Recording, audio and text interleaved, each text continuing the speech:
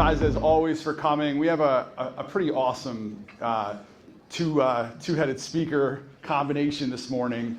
And I think that when we do these things, I don't know if everybody in here realizes how hard it is to sometimes get in front of like the best of the best in the industry. And I feel fortunate because it wasn't that hard. I asked these guys and they were very willing to do it. And that's kudos to you. I really appreciate your willingness to come out. Jill, our first speaker, Jill Biggs, out of our Hoboken office. Jill is the number 2 team in the country. She leads the number 2 team in the country. So when we talk about, congratulations, seriously. When you guys when you started in real estate and you dreamed of doing things big, this is what you dreamed of, is the level that Jill is at. So, I give you tremendous, credit, because the reality is it is far from easy to do what you've done and what you've built. I also, I mentioned this last time, but people always are like, oh, how do I get to that level? How do I get to that level? Last month, Jill was sitting front row taking notes. And so, I point that out because she never stops learning. She's somebody who does it at such a high level, and yet she's still there to try to learn and try to, pick up on the little details to get to that next level. So when I reached out to Jill and I said, listen, I would love for you to come and speak and participate, she said, great, what topic do you want? And I thought about it for a second, and I said, she's like, there's so many different topics that Jill could speak to and bring value to, but one of the things that I always find is difficult for everybody in here is incubation. You get leads, and more often than not, people always point to the problem and say, I don't have enough leads coming in.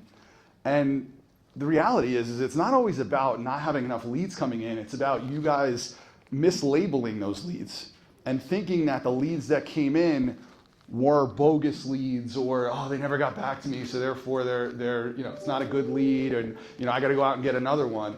And you're losing business. Where most of the business is lost, I find, in my coaching with agents, is that incubation period. Getting somebody from a lead coming in to a closing table. And there are, practically nobody in the business that does that better than Jill and her team. So I'm going to turn it over now. I'm going to have her go through kind of what she does in terms of that process. And I'm sure you guys will get value of it. So without further ado, here's Jill Biggs. That's just recording. Oh, it's just recording. Yeah. Well then, Maggie, I got way too many things to hold.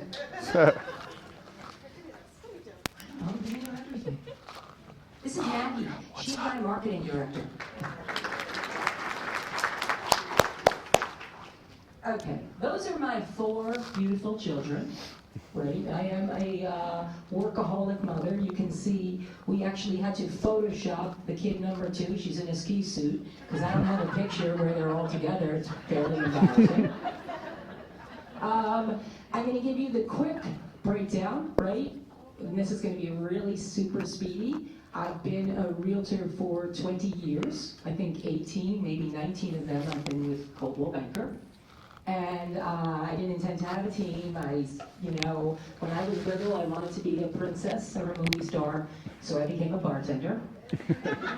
And fast forward, I had a baby, brought her to the bar, it didn't work out. My husband gave me some money. I opened a children's store for no other reason than I had a kid. So I had 3 more, so I had 4 daughters to dress. I did that for 10 years, decided I was going to change my life, moved to Maui to surf. Lasted 9 months, stopped getting dressed, was drinking in the morning, and I came back, and I was unemployed. So what else do you do when you're unemployed and you don't really have any skills? You become a realtor. So it worked out, and my coach, the first coach that I ever had in business, told me that the key to my success was I just outwork everybody else. It's not a real secret, right? People become realtors, they think that it's flexible, and it's only flexible if you want to be poor. So those are my why, right? My why was I never wanted to tell them no, so I just said, Mommy's going to sell another house. Fast forward, here I am. Okay, Maggie. Okay, I'm going to talk about the top 5 mistakes that we recently made and what we did to correct them. Anyone here ever been fired by a client? Yeah. Ever had a buyer or a seller that did not work with you because you dropped the ball? Ever had a time in this business where you didn't answer the phone, you forgot to follow up, you didn't prepare, you showed up on the appointment, you were late, you had the wrong numbers, the person didn't like you, you stuck your head in the sand and you stopped communicating, and you never made it across the finish line? We've all been there, right? And some of us here multiple times. So I'm Jill Biggs, and you would think that with 70 agents, 500 million in volume and 500 and something transactions last year, that I had it figured out. But you would be wrong, because it recently almost happened to me. Okay. So, last year, I attended a real estate 2-day conference. It was organized by one of the top 3 lead portals in the country. Lead portals meaning Realtor.com, Zillow, Homes.com, they paid. And they flew us in, and they enlisted the top lead converting team in the world, I'm not going to mention their name, to give us a little look at the back end of their business. They shared their processes, their systems, the best way to go after it. The idea was that if we got this training from them, if we looked at their playbook, that we could rip off and duplicate and go back and get better. So it was intense. There were about 35 people in the room, sitting in this horseshoe formation, some real heavy hitters, big egos, people that were, had their shit tight. So you were super focused. They had the presenter in the center, and you couldn't look at your phone. You couldn't get up. They didn't give you any bathroom breaks. If you had to go to the bathroom, you had to run for fear that you were going to miss something that was life-altering and was going to help you in business. Intense. Started at 8 in the morning. So now it's 4:30 in the afternoon, and I'm sensing happy hour. The guy in the middle says, well, we're almost going to wrap up, and we have a little surprise for you. A couple weeks ago, we secret shopped some of your teams. And he asked for volunteers. I slunk down in my chair as far as I could go. And I was not sitting anywhere near my ops or my sales manager. They'd intentionally separated us. They said, meet new people. Some brave guy raises his hand. And we get to listen, right? It takes him an hour, right, for his team to respond to the phone call. And then they don't respond to the text. They do this half-assed job with the setting of the appointments, the email. The whole thing is horrible. And if you've ever been there, and you're watching this man, and he is being humiliated, and you are feeling his shame. It was bad. It was terrible. So then, goes to the next person. Her team was worse. 2.5 hours, right? These are the best teams in the country, spending hundreds of thousands of dollars a month on internet leads. So they take 2.5 hours. They're terrible, and we're listening to it live. And then they go around. They didn't do all of us, and I'm thinking, this is great. They've missed me. Not so. My turn came. Now, I can feel my sales manager and my ops manager looking at me, but they're not making eye contact anymore, which is a good thing. My team, the call came in at 5:06 p.m. Not only did we not answer the phone, we didn't answer the text message asking for the appointment. We didn't answer the email. In fact, We didn't respond until 10:37 the following day. 10:37 a.m., thank God it wasn't night. And that was 17 hours and 35 minutes, 35 minutes. Speed to lead. Part of my presentation when I take your listing is I have a team of 5 people that answer the phone in 90 seconds. 90 seconds, 17 hours, and 35 minutes. I am fucking dying. Like, you know, I'm sitting there going through, what is it, the seven phases of like grief, like despondency, embarrassment, remorse, whatever the fuck they are, I feel them all, right? And I'm crying on the inside like a winner. So somehow or other, I make it through the cocktail party, because it's a mixer, and I make it through the dinner. And perhaps, in hindsight, I shouldn't have had that last third glass of red wine. But I went back to my room, and I called my oldest, closest best friend, who also is a realtor, and I cried. I didn't just cry, I sobbed. I was on the floor in the fetal position thinking, how can this be? How can this be I have all of these people. I have 15 support staff, and we can't answer the fucking phone. It was a good thing that I flew back alone. It was a good thing for them because I was not well. So I get back to New Jersey, this is 2 days later, and I get an email. And it's an email from my new growth advisor, not supposed to say who, but Zillow. And she invites me to a mandatory Zoom call. So most of this call is a blur, but I can remember a lot of spreadsheets, and there were 17 teams on these spreadsheets, and they were in color, right? And there were a few green was great at the top, and then most of them were yellow, which was the middle. And then there were the two lonely, bright red lines at the bottom. Well, I was 16 out of 17. And I remember the words, poor answer rate, poor conversion, reduced leads, and then finally disengagement. We were gonna get fired. So it was very bad. It was very bad, and you know, exactly. It was bad. So my business, just so you know, right? I don't have all my eggs in one basket, which nobody should ever do that. And so obviously I am not going to die. But 32% of my business is online leads, right? And so I would be losing a $100 million client if I didn't fix it.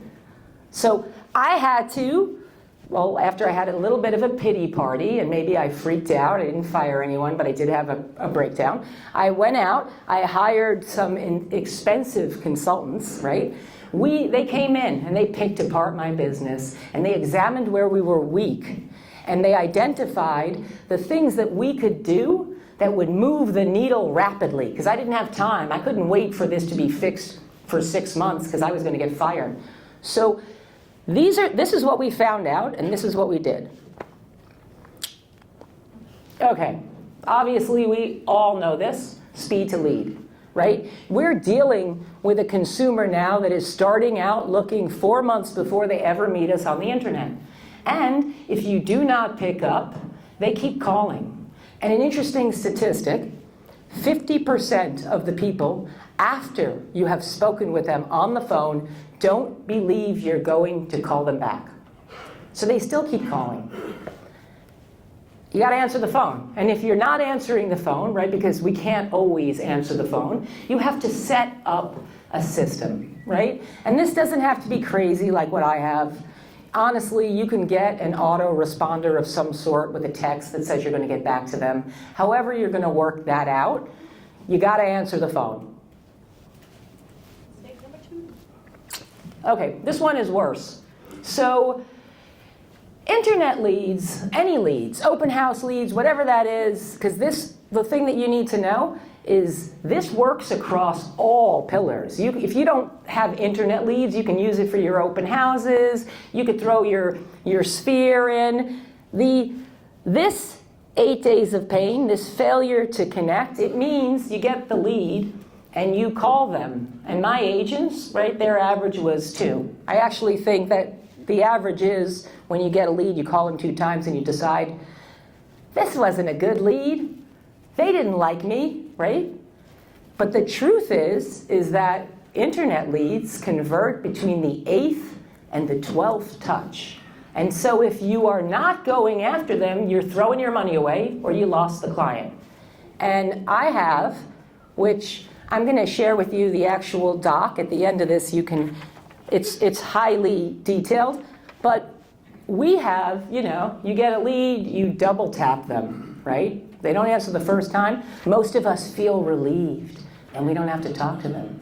But the truth is if you call them the second time, they think, oh my God, it must be important, and they pick up, right? And then you got to mix it up, right? So we alternate our texts. We call them from another phone number. We don't leave them a voicemail until way later, and we send them an email. Anyway, this goes on. We actually call it the buy or die plan. And it lasts until you're either telling us to fuck off or if you bought a house, right? So that is so important. I cannot stress. The other thing is, go back and look at when the lead came in. So if your time of calling people is at 10 in the morning, but that lead came in at 9 o'clock at night, maybe that lead maybe they were working. Oh my God. Maybe you should try calling them back at 9 o'clock at night. You have to mix it up or you're not going to get them on the phone. Maybe they're on vacation. Like, the thing is we assume the worst when most of the time they don't care. They're just living their life. Getting stood up. So, and when I'm sharing these, I'm sharing them because these were the things that were happening to my agents. Right? We had different percentages. The people that were getting stood up, what we did was we added a few new rules, right? When somebody calls and sets an appointment, the appointment, whether or not you get the appointment, has to be confirmed in 15 minutes. It doesn't matter if you have to cancel, but if you don't confirm back with that buyer in 15 minutes, they believe, 50% of them, that you're not going to do anything, and they're going to find the listing agent. So also, well, whatever, I'll continue anyway. It doesn't matter. Also, right, besides the 15 minutes, you got to try to get them on the phone, right? You've confirmed the appointment, but you have not had any meaningful conversation. If you can't get them on the phone, and imagine you make an appointment, you confirm it on a Monday, and the appointment is for Saturday, you got to reach out to them every other day because otherwise they're standing you up. They forgot you. They don't even think they're doing anything wrong. Now, an interesting thing is if you can get somebody to look at 2 properties with you, you are 50% more likely to have them work with you. And if you can show them 3 properties, you are 85% more likely to have them work with you. So these multi-appointments are super important. So when you're getting them on the phone, you want to be telling them, that you can show them everything. And even if they say no, you're still going to make another couple of appointments. You can always cancel an appointment. Obviously, be mindful that you're not going to do this to somebody, the agent, where they had to clean the house and they're going to kill you if you don't have the appointment. But the other thing, 3 magic questions. The 3 magic questions were super impactful. And they were, right, this is what happens to my agents, and this is what you guys can do to yourself. My agents, when they're given a lead now, the next day when they come in, they get to answer these questions, right? And they've given it an acronym, INA, and I can never figure out what that is. I think it's important, but it's what's important to the buyer, what are your clear next steps, and what are you going to do to go above and beyond? Because you have to remember, especially with internet leads or with open house leads, they're meeting a lot of realtors.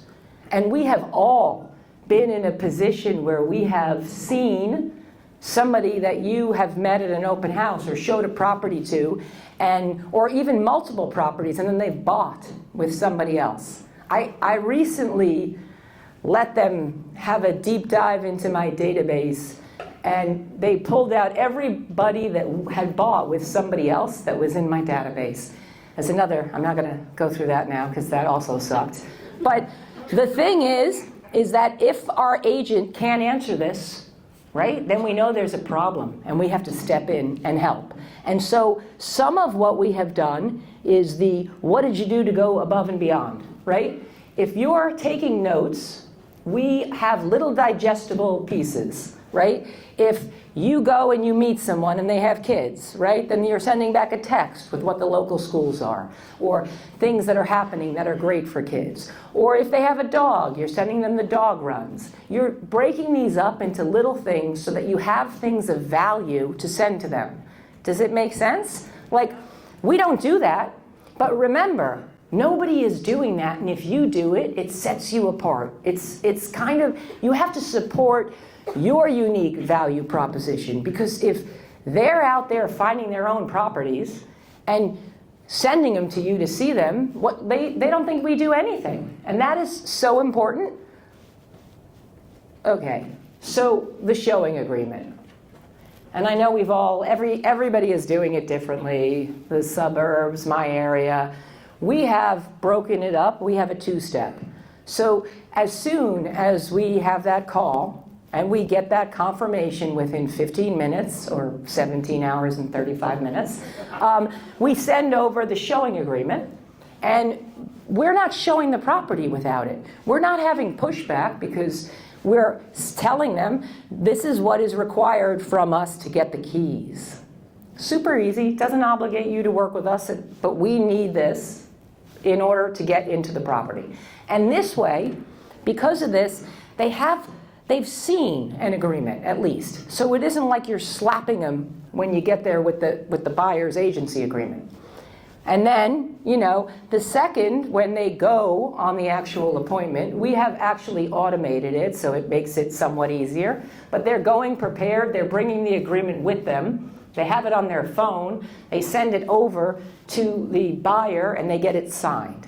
And it's been working. It's been working so well for us that we've also been getting the extra percentage, because my market had gone down. Are you sending them the one-time showing the agreement, buyer's agreement, or are you sending the 6 months non-exclusive agreement?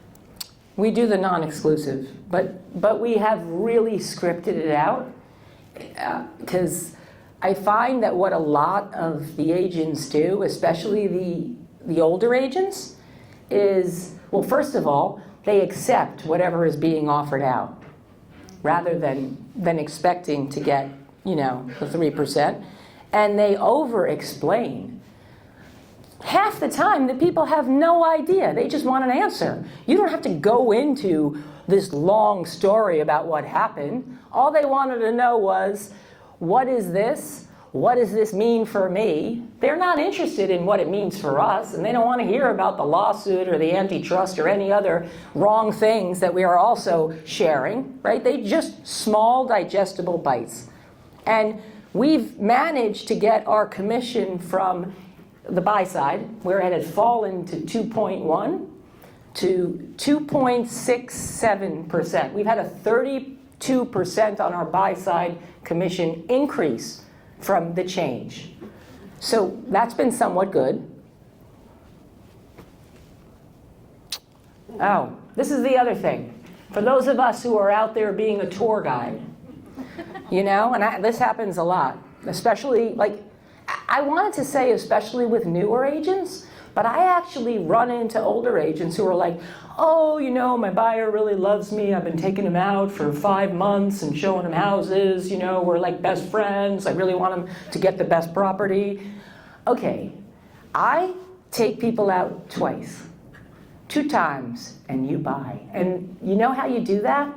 It's you front end it. It's about setting expectations. So I ask every question, the kind of questions that you can't imagine. I also, if I didn't say it somewhere back in there, I get people in my car, right? So I will find out where you're coming from. I will send you the transportation that's going above and beyond.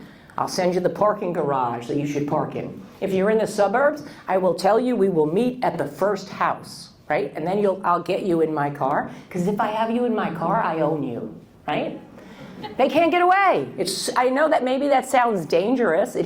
But I am still here, okay? And I have never had a bad experience. But while you were with me, I am asking, and I'm listening. I'm asking. And by the end of it, I know everything. I'm your matchmaker, right? I'm like literally handling everything for you so that I know where you should be. And I explain to them, today we're going to look at these 6 properties. And we're going to put a number. I'm going to say, did you like this better or worse than the one before? And then we put them in order, because otherwise it's like smelling too many perfumes. And then I at the end, because this is the other thing that people don't do, never ever leave anyone without a clear next step. I tell them, now I have listened and I am going to pick out the properties, right? And I set the next appointment. And I have been listening. And for some of us, if we're in a market where there's only one house, maybe it's a little bit harder. That will change. It will go back the other way. But you know what? Those notes, and if I didn't say this, you got to use your CRM. Nothing should ever be left without a task. Every one of these things, if you have to chase someone for 30 days, you'd better build out an action plan and put it into your CRM so you can remember it. Like, the thing is that has helped us dramatically. And asking for the sale. I mean, really asking for the sale. So because I do this setting them up 1 through 6 properties, and I tell them, and when we get to the end of it, I'm going to say, do you want to buy this house? Flat out. Now I told them, right? It's not so scary. Or I'll sit down on the sofa and I'll put my feet up on the couch and I'll say, wow, I really like living here with this fireplace. Or I go in to the island in the kitchen and I say, God, wouldn't this island look great with my takeout? Like, literally, all of those are closing statements. You have to ask people to buy it. Because if you don't ask people to buy it, they buy with somebody else. That's it. I gave you some really detailed processes, because all of that sounded nice, but we actually have it pretty structured and broken out. And I am happy to answer any questions anyone has. Which CRM are you? I have 2 questions. Which CRM are you using? I'll run around with the mic. I use Follow Up Boss. And I have a lot of agents, so I have built out a lot. And I'm not suggesting that everybody run out and go crazy. But the best CRM is the CRM you actually use. Questions? Raise your hand and I'll run over to you. Well, the other one I had, on the commission, if you're at 2.7, are your buyers paying a portion? Are you having success with that? We are, right? Because we've broken it down. Like, in the end, for the seller is not concerned with the compensation being offered out. They're concerned with the money that they end up with, right? So using that, we actually have taken our sell side commission to 3.5%. And that was super easy. I had done that like a year ago. And on the buy side, we have our agents getting their buyer agreements signed at 3%, and they're scripted to say, it's customary for the seller to offer compensation to the buyer's agent. We charge 3%, commissions are negotiable. In an instance where the seller is not offering compensation, I will be negotiating on your behalf and we'll roll it into the purchase price as we always have. And then shut up. That's it. Shut up. They heard it? People talk themselves out of the money, especially us older folk. My young people, they're like, Good news. This guy is offering 2%, so you only have to come out 1%. Would you like me to roll that as a credit into the closing costs? Like, it's not that hard. It's only hard because we have that monkey in our back of our head. Jill, you work with buyers and your team works with buyers. How often do you run into this issue where I want to work with you, I want to work with your team? Well, I have it, but it depends. And I'm generally speaking, I'm using my sense of humor. I'm like, you want to work with me? You want to stand waiting for an hour and a half because I'm chronically late and I work in a closet and I'm super busy? You want to work with me to negotiate your deal because I do that well. But I'm going to add blank from my group who is out there in the trenches. I'm going to make the deal for you and I am here for you the whole way. But they're out there in the market and, and we're a partnership. So literally, that's also scripting, right? Every single thing that you want to say can be changed if you just change the way you say it. Over here. I'll come to you in a second.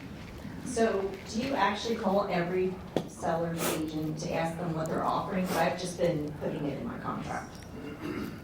Like, No, so how do you know, like, when they, we don't care, no, honestly. I know that. So you had said that they're offering 2%, 2.5% will roll it into the offer, so then. So that's when they're writing their offer Right, with the 3%. right. And then when we get pushback, and because we're also saying to the buyer, because sometimes we're saying, listen, this is all open for negotiation. So it doesn't matter what that seller's agent says the seller's offering out. We're going to try to get the seller, right, to pay for the entire commission because I'm working on your behalf. This way they feel good about it. When it doesn't go in your favor, they're still paying. Yep, I told my first-time buyer that if my fee's 3%, we'll try to get them to cover it. Right. Over here. I dropped the mic. I'll grab it. Thank you. Appreciate you. I just want to say, I asked Jill that question 10 years ago at the Marriott Marquis. What happens when they want to just work with you? And you said to me that like 10 minutes before the appointment, you'll text them that like you're sick, flat tire. I have had so many times. My knee has had surgery, but it gets hurt a lot. Yeah, amazingly, because I phoned the same. I don't know what I just did here. They just want me. They know my name. Whatever they want me.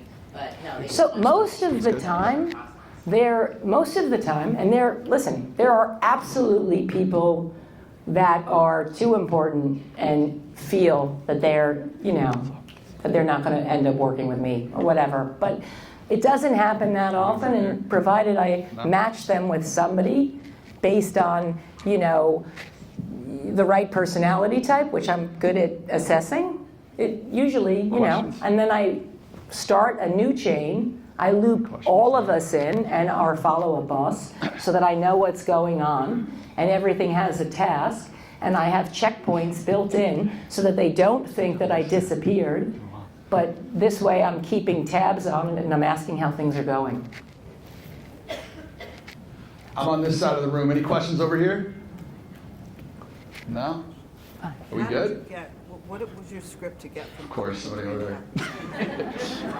Well, the question was, what was my script to get from 3 to 3.5%? It went like this. I charge 3.5%. Let's talk about what you want to offer out. I literally, if you can say anything, if you say it with confidence. That's it. It's not that hard. They don't even bat an eyelash, nothing.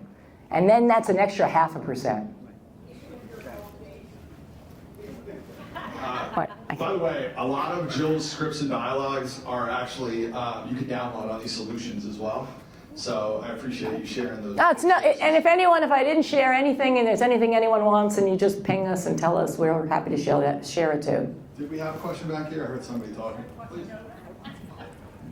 Jill, could you share what your ad spend is across the categories, Zillow, Realtor.com, Homes.com, and then over SEO? How about in percentages versus actual dollars?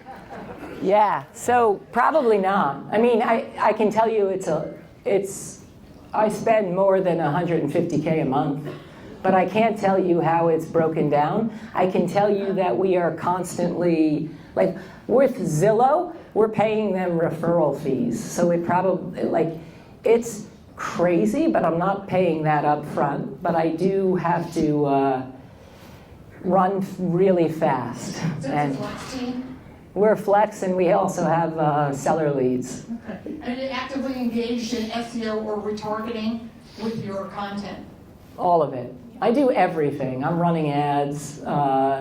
Where we also have Market VIP, which means I bought the whole county on Realtor.com, which is expensive.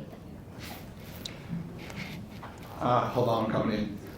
Jill, how do you explain the new law when you meet someone?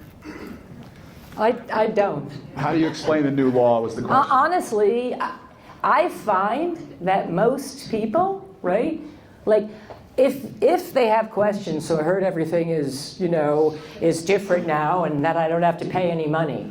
And I'm like, well, to be honest with you, there's been lots of changes. But for us, things are exactly the same. Are you more concerned with how much you net or with the compensation we're offering out?